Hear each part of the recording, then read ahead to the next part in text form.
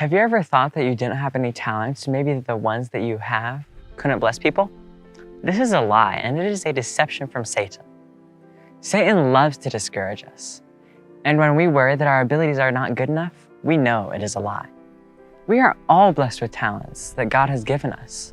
Some talents may seem more important than others, but they are all to be developed and used for God's glory. Some examples of gifts are speaking in front of crowds, teaching others about God and biblical truths, going door to door and giving out encouraging and uplifting literature. And friendship is also a gift.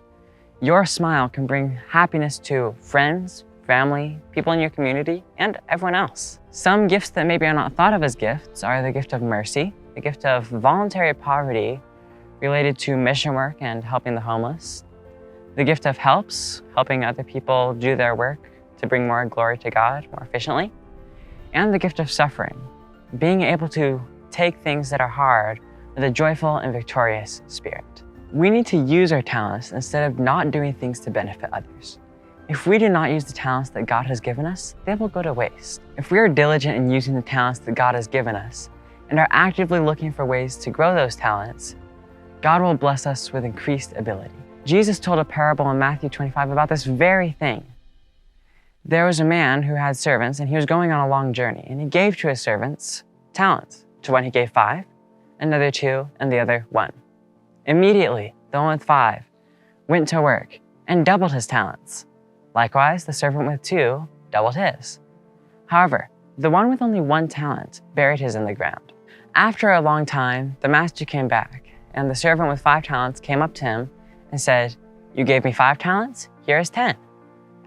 His master was very pleased with him, and he said, "Well done, good and faithful servant."